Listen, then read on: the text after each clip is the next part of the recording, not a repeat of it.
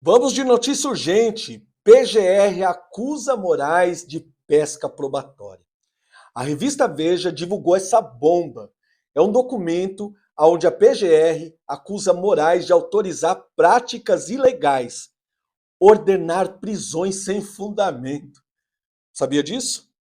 De acordo com o documento sigiloso, ao qual a revista Veja teve acesso, a Procuradoria-Geral da República acusa o ministro do Supremo Tribunal Federal, o seu excelentíssimo Alexandre de Moraes, talvez você não vai acreditar nisso, de praticar coisas ilegais, ordenar prisões sem fundamento e realizar o que é chamado no direito criminal de pesca probatória, que é uma técnica que envolve uma investigação sem justificativa apropriada, com a intenção de encontrar alguma evidência incidental de um crime, ou seja, vou buscar uma coisa, mas querendo achar outra.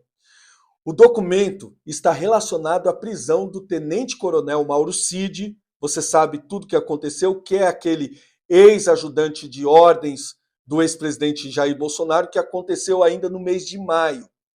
Essa ordem foi emitida pelo Alexandre de Moraes como parte de uma investigação, você lembra do quê? De falsificação de cartões de vacina.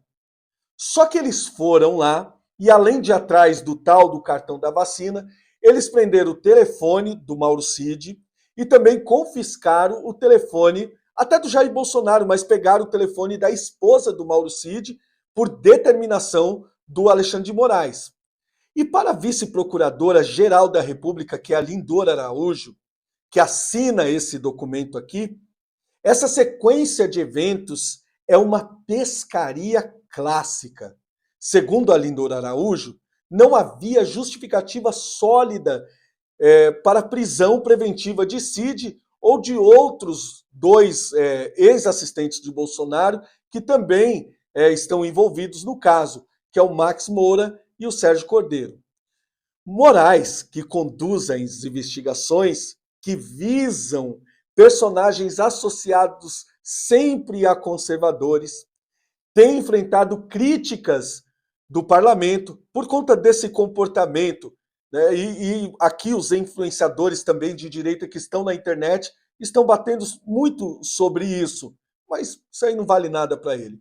O STF lançou em 2019 uma investigação para apurar a disseminação de fake news e insultos contra os seus ministros. Você sabe, isso aí é bem famoso.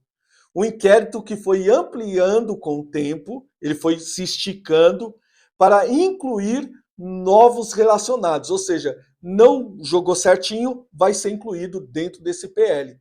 E quem fica encarregado de tudo isso é o Moraes. A Lindora Araújo também acusa o Moraes de expandir o caso de Cid com eventos irrelevantes para o processo, como uma reportagem que revela que Cid pagava despesas pessoais para a ex-primeira-dama, a Michele Bolsonaro, o que não tem relação com a falsificação dos cartões de vacina. Você lembra, tinha valores lá de R$ 30, só valores irrisórios.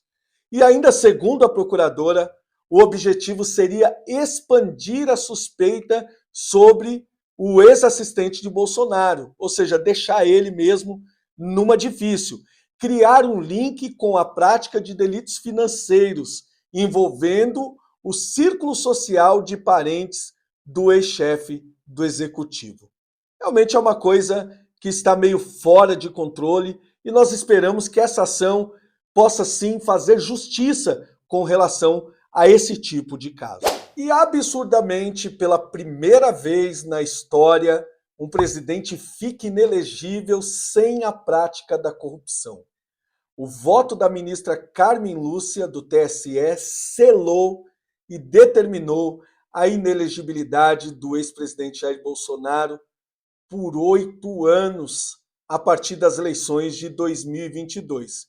E criou um precedente histórico, porque o Bolsonaro é o primeiro ex-presidente a ter os seus direitos políticos cassados por uma conduta não ligada à corrupção. Isso daí realmente a gente estava esperando que ia acontecer, mas, enfim, não queria dar essa notícia. A ação foi conduzida pelo Partido Democrático Trabalhista, PDT, no TSE e acusou o Bolsonaro de abuso de poder político, abuso do uso indevido dos meios de comunicação.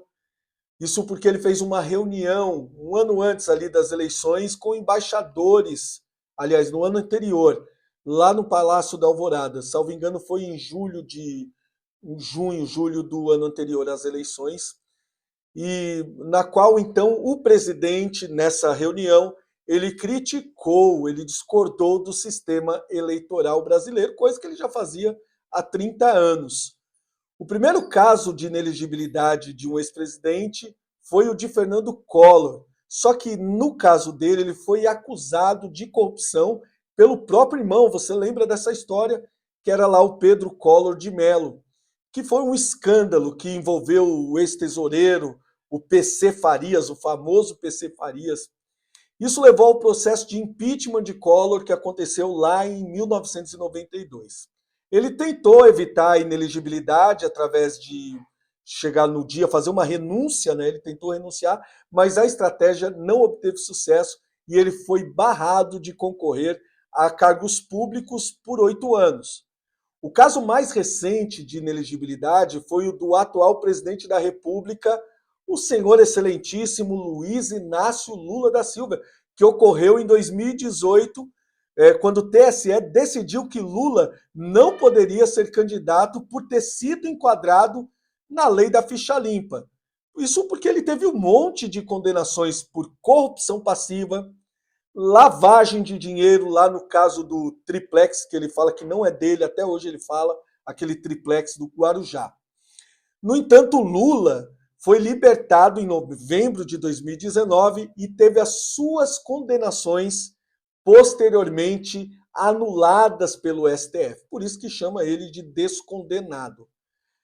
Você lembra do caso da Dilma Rousseff, que ela foi acusada de violar a lei orçamentária e a lei de improbidade administrativa, além do envolvimento que ela tinha com corrupção lá no caso da famosa Petrobras. Conforme as investigações da Operação Lava Jato, da Polícia Federal, no entanto, ela acabou não perdendo seus direitos políticos. Você lembra que o Ricardo Lewandowski conseguiu dividir ali a condenação da suspensão dos direitos políticos e a Dilma concorrer à eleição. Mas aí nós estamos aqui tristes com essa notícia que a gente já sabia que ia acontecer, mas que é um caso esdrúxulo e que está sendo comentado internacionalmente. Também a manifestação de pessoas que são ligadas ao ex-presidente Jair Bolsonaro, principalmente da primeira-dama, a Michele Bolsonaro, que expressou seu apoio e disse o seguinte: estou à disposição, meu capitão. Essa daí foi para acabar com a nossa sexta-feira.